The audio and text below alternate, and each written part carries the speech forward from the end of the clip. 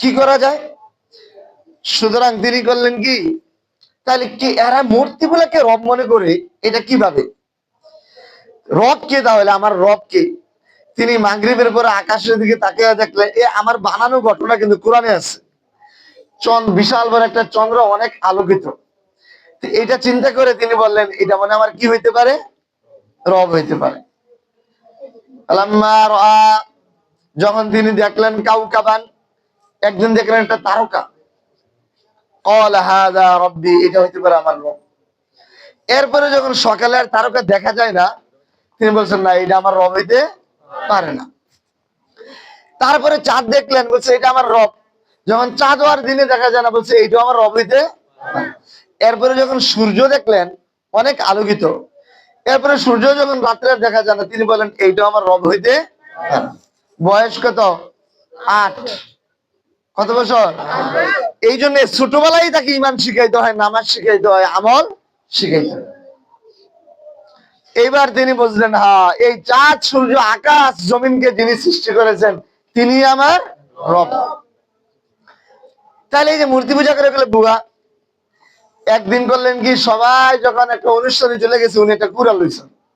কুড়াল লয়ে গিয়ে ওই মন্দিরের ঘরে ঢুকে, মূর্তির ঘরে ঢুকে সবগুলো মূর্তি ভাঙছে। ভাঙ্গা বড় যে একটা থাকে না, 12 হাত 13 হাত ওলা, এইটার কান্দের মধ্যে এটা ঝুলাইছে। যাই উনি আবার ঘরে ঘুমাইছে। পরে তারা অনুষ্ঠান থেকে ফিরে এসে দেখে সব মূর্তি ভাঙ্গা, একটা মাত্র রয়েছে। কে করলো? কে ভাঙলো? কে ভাঙলো? কে ভাঙলো? কয়েকজনে বলছে, আরে আমরা তো কয়েকদিন দেখছি এই মূর্তিগুলো সমালোচনা করে ইব্রাহিম নামে একটা ছেলে, ছোট্ট একটা ছেলে, ওই ভাঙছে কিনা, তাকে যে ধরে আনো, তাকে নিয়ে মানুষের সামনে ধরে নিয়ে আস। মান কাসারা হাযা, কে এটা ভাঙছে বলো? মান ফাআলা হাযা বিআলিয়াতিনা, কে এই কাজ করলো? ইব্রাহিম আলাইহিস সালাম ছোট মানুষ, মাত্র 8 বছর বয়স। তিনি বললেন যে আমরা তো জানি যে দাঁড়িয়ে আছে মাঝখানে, যারা ভাঙছে, যাদেরকে ভাঙা হয়েছে তারাই না মরে গেছে গা, কিন্তু যে দাঁড়িয়ে আছে সে তো ভালো। ইস আলু, তাকে জিজ্ঞাসা করো। কাবির হুম হাদা, এই যেটা বড়, একে জিজ্ঞাসা করো, তার তো চোখ আছে, হাত আছে, পাও আছে, কেন সে তাদেরকে রক্ষা করতে পারলো না? আর কেন সে বাধা দিতে পারলো না? তো এবার বললো যে আরে এটা তো মূর্তি, মূর্তি কি আর কথা বলতে পারে, দেখতে পারে? তো বলছে মূর্তি যদি কথা বলতে না পারে, মূর্তি যদি দেখতে না পারে, মূর্তি যদি হাত দিয়ে ধরতে না পারে, তাহলে এইটা আবার তোমাদের রব হয়, তোমাদের খোদা হয় কিভাবে? এই কথা যখন বলছে, তখন কি আর তাদের কাছে কোনো উত্তর আছে? তাদের কাছে কোনো উত্তর নেই। তারা তখন লাজব হয়ে গেল, বললো সমস্যা। এই যুবকরা যদি আমাদের সমাজে রাখি, তাহলে সবাই দাওয়াত দিয়ে দেয় মুসলমান বানাই। সুতরাং তাকে রাখা যাবে না, তাকে মেরে ফেলো। ষড়যন্ত্র শুরু হলো। তো ওনার জন্য আগুন প্রস্তুত করা হলো, বিশাল বড় অগ্নিকাণ্ড। এমন না যে ওনার বয়স তখন 80 বছর বয়স, 100 বছর বয়স, বড় যুবক, এরকম না। ইব্রাহিম তখন কত বছর? ছোট। তো এই অবস্থায় আল্লাহ তাআলা ফেরেশতা পাঠাইছে, জিবরাইল আমিন চলে আসছে, যে ইব্রাহিম, এই যে তোমাকে চরকিতে উঠানো হয়েছে, এত বড় যা অগ্নিকাণ্ড তৈরি করা হয়েছে, অগ্নিকুণ্ড, এখানে তোমাকে নিক্ষেপ করা হবে চরকির মাধ্যমে, তুমি পুরো সারকার হয়ে যাবে। তোমার কি কোনো সাহায্যের দরকার এই মুহূর্তে? ইব্রাহিম, পিচ্ছি ইব্রাহিম বলতেছে যে তোমাকে কে পাঠিয়েছে, তুমি কে?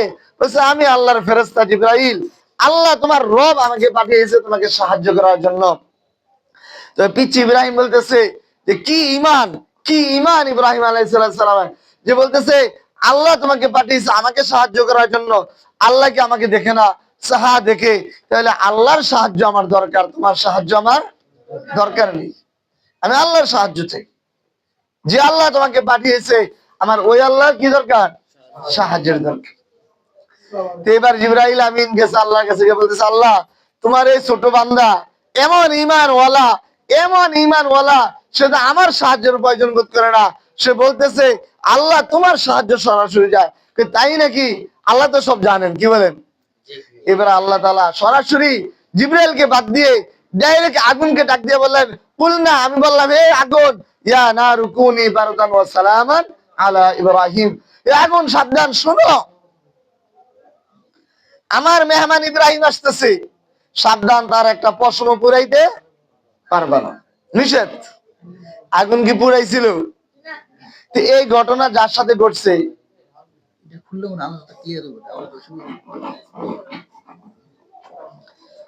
এই জন্য আমি শুরুতে নিষেধ করছি। ইব্রাহিম আলাইহিসসালামকে যখন বললো যে তোমার সাহায্যের দরকার কিনা, তো ইব্রাহিম আলাইহিস সালাম মানা করে দিলেন। তো আল্লাহ তাআলা এই ছোট ইব্রাহিমকে দিয়ে কি করলে দেন, ইমানের দাওয়াত দিয়ে দিলেন সবাইকে। আগুন তার একটা পশমও পুরাইতে পারলো না। ইব্রাহিম আলাইহিস সালাম সুস্থ সবল একবার ভালো থাকলেন। আগুন কার সৃষ্টি? আল্লাহর সৃষ্টি। স্রষ্টাকে আল্লাহ। আল্লাহ যদি হুকুম দেয় আগুন পুরাইছে না, তাহলে আগুনে পুরাইতে পারবে? পুরাইতে পারবে না। আমরা মনে করি ম্যাচ আমার কাছে আছে, কাঠিও আমার কাছে আছে, আমি ম্যাচের কাঠি জ্বালাবো, আগুন লাগাই দিব, পুরা যাবে, আমার আর কি, আমার সব ক্ষমতা। আসলে আগুন কার? তারা ঘোষণা করেছিল গাজাকে পুরে ছারখার করে দিবে, পুরা গাজাকে তারা অগ্নিকুণ্ড বানিয়ে দিবে। আসলে গাজাকে তারা পুরার জন্য হাজার হাজার টন না, লক্ষ লক্ষ টন বোম ফেলাইছে, মিসাইল ফেলাইছে, ফেলাইছে না? বোম ফেলাইছে। গাজা শেষ হয়ে যায় নাই, গাজার মুসলমানরা এখনো আছে, বন্দি বিনিময় হচ্ছে, পত্র পত্রিকা আসতেছে, তাদেরকে আল্লাহ তাআলা এখনো রাখছেন। কিন্তু অপরদিকে আল্লাহ তাআলা আমেরিকাকে পুরা কি করে দিচ্ছেন? সারখার করে দিচ্ছে। তাহলে আগুনের মালিক কে? তারা চাইছিল গাজা পূর্বে, আল্লাহ ক্যালিফোর্নিয়া পুরে দিছে। তারা চাইছিল গাজাকে অগ্নিকুণ্ড বানিয়ে দিবে, আল্লাহ তাআলা লস অ্যাঞ্জেলেসকে অগ্নিকুণ্ড বানিয়ে দিয়েছেন। তাহলে আগুনের মালিক কে? আল্লাহ। ইব্রাহিম আলাইহিস সালামের সময় যে আগুন ছিল, যে আগুন ইব্রাহিমকে পুরাইতে পারে নাই, সেই আগুন আজও গাজাকে পুরাইতে পারে নাই। আর ওই আগুনে আল্লাহর হুকুমে লস অ্যাঞ্জেলেসকে কি করে দিছে? জ্বালায় দিছে। তাহলে আমরা ওই আল্লাহর তো বান্দা, কি বলেন? তাহলে